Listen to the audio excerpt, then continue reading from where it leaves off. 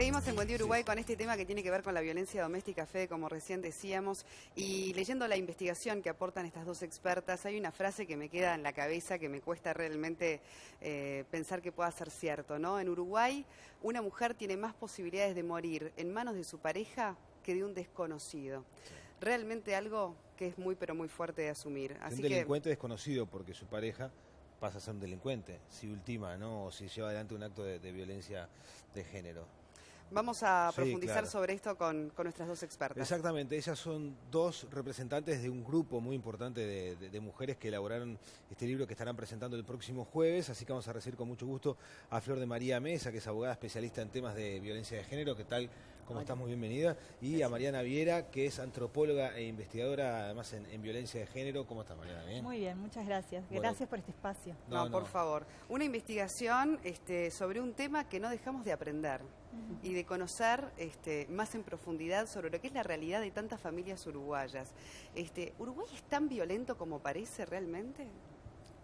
Uruguay es muy violento. O sea, en realidad este es un problema social, atraviesa todas las sociedades en mayor o menor medida, y bueno, Uruguay no escapa a ello, ¿no? En realidad tiene que ver con una serie de relaciones jerárquicas desiguales entre los seres humanos, atravesada por lo que nosotras denominamos consideraciones de género, ¿no? O este eje que hace a esta desigualdad específica en relación a los atributos sexuales de mujeres y varones, y fundamentalmente en este tema entre mujeres y varones, aunque también están otros elementos que hacen a la diversidad sexual, pero bueno, como la gran mayoría de las familias son conformadas de manera heterosexual, integradas por un varón y una mujer, bueno, ese tema, esta violencia se produce en estos contextos, y Uruguay, como decías tú, es también, no sé, comparado con respecto a otros países, pero sí somos un país muy violento, con diferentes formas de abuso, discriminación de género. Una de ellas es la violencia en relaciones de pareja, como nosotras lo denominamos, ¿no? Para salir un poco también de esa idea de lo doméstico, de lo intrafamiliar, y abordar un poquito más allá, ¿no? Porque uno de los casos también que analizamos es una relación de noviazgo, donde ella terminó muriendo a manos del que en aquel momento había sido su novio, y en ese momento estaban separados, pero bueno.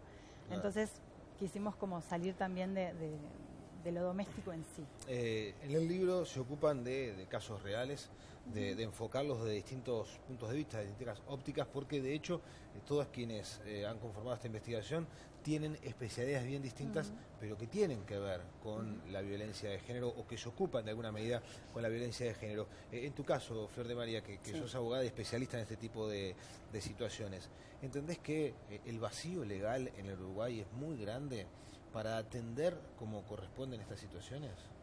Bueno, allí habría que señalar por lo menos un par de cosas, ¿no? No es que tengamos un vacío legal en Uruguay. Uruguay, desde el año 2002, cuenta con la ley 17.514, que es la ley para prevenir, sancionar y erradicar la violencia doméstica, que da cuenta del cumplimiento del Estado uruguayo a la Convención Interamericana para prevenir, sancionar y erradicar la violencia contra la mujer, ¿no?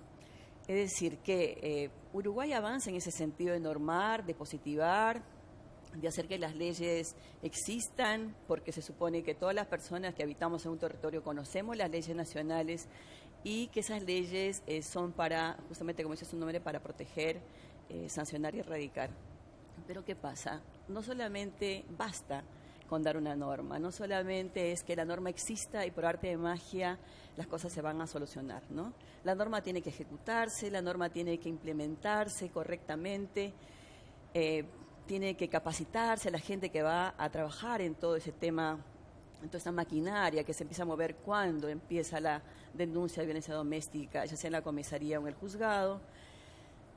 Tiene que haber recursos tanto materiales como humanos, en fin, una cadena de cosas que hacen que no solamente es la mera existencia de la norma. Claro. No existe un vacío legal en ese sentido en Uruguay. Lo que sí estamos reclamando hace tiempo es que haya una ley integral de violencia contra la mujer, para que el Estado también dé cumplimiento a la Convención de Belén do Pará, que se refiere a la erradicación total de la violencia contra la mujer, que traspasa el mero ámbito doméstico, ¿no? Lo doméstico es lo que se ha ido llamando lo familiar, lo intrafamiliar, para también denominar esta violencia que se da entre cuatro paredes, pero que no solamente es eso, y que también en el libro nosotros reivindicamos que llamarla de esta manera invisibiliza una vez más la violencia contra la mujer en ese espacio, porque no es que no estemos de acuerdo en que todas las demás personas que sufren violencia dentro de la casa también sean amparadas, por supuesto que sí, se vulneran igual derechos humanos, pero de quienes más se vulneran los derechos humanos cuando hay violencia doméstica es de las mujeres, y los porcentajes, las muertes que tenemos cotidianamente, que ya ni nos asombran ni nos sublevan, son de las mujeres. Entonces, en ese sentido, tenemos normativa. Hay que ver qué es lo que está pasando, ¿no? Qué es lo que realmente pasa, porque esa normativa no es suficiente para ampararnos. Ahora, Mariana, para entender también el fenómeno de la violencia doméstica y su reproducción, ¿no? Hay una cosa muy interesante que plantea esta investigación que asocia muchas veces lo que es ese sueño de la mujer, que todavía sigue vigente en estos tiempos, donde el matrimonio es tan importante, donde el mantener la familia unida es tan importante. Entonces, eso lleva muchas veces a que haya mujeres que, por sostener eso que culturalmente se les ha impuesto como algo fundamental, terminan viviendo en estas situaciones de violencia, ¿no? Claro, como dice Flor, o sea, lo legal es una dimensión, ¿no? Pero lo que tú mencionás tiene que ver con esas otras dimensiones que hacen a la violencia hacia las mujeres o en situaciones de pareja un fenómeno estructural, ¿no? Que tiene que ver con las relaciones sociales y esta cuestión que es lo cultural, ¿no? Que, bueno, tiene que ver con ciertos valores, ciertas maneras de pensar las relaciones entre los seres humanos, lo que creemos que es más conveniente o no. Por eso yo te decía, bueno, Uruguay tendrá sus particularidades en el contexto de un fenómeno que es universal, si se quiere, o por lo menos de lo que conocemos. Entonces, sí, las cuestiones como el amor romántico, que es un poco esta categoría a la que nosotros referimos, que está alimentada por los relatos, por las novelas, la literatura, los cuentos de hadas, ¿no?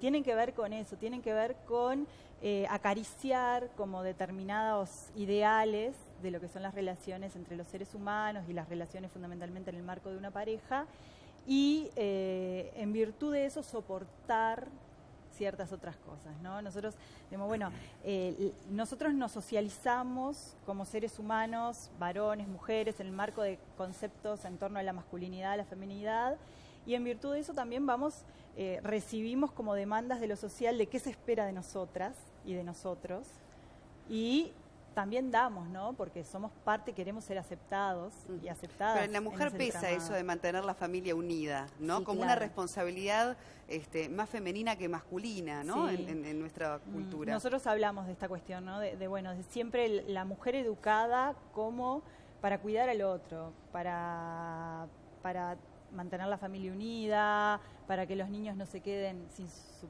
papá o su pareja. O sea, para esa cuestión de siempre como el deber puesto en el otro, ¿no? Cuando el varón es educado para sí mismo muchas veces.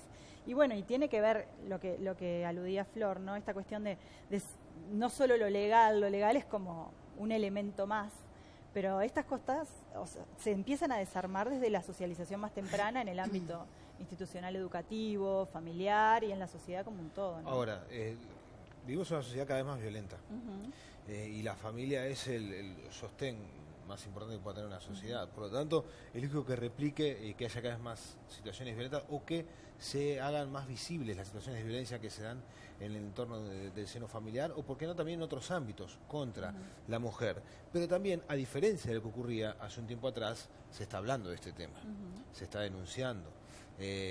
Las mujeres ya no tienen tanto miedo como antes a charlarlo, a pedir ayuda y fundamentalmente a denunciarlo.